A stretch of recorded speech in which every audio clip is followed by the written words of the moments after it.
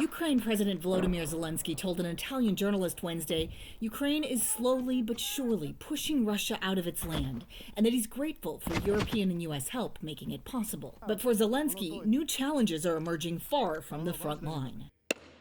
When the House ousted Speaker Kevin McCarthy, it brought uncertainty to a chamber where some budget hardliners were already questioning how much more money to give Ukraine.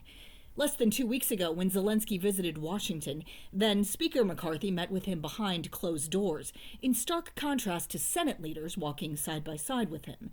Now some potential and declared Speaker candidates say Ukraine is not their top priority. We want to know where the American taxpayer dollars are going and what's the end game.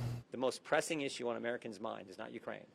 It is the border situation, and it is crime on the streets. But we need Congress to act to ensure there is no disruption in our support. The Pentagon says there's about $1.6 billion left from the original $26 billion Congress sent Ukraine, roughly enough for 2 months of fighting.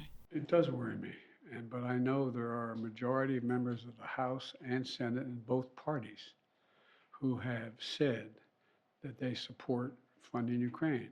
President Biden says he plans a speech advocating billions more in aid and says that speech will happen soon. But it's still unclear if a speaker will be in place any sooner. I'm Emily Schmidt reporting.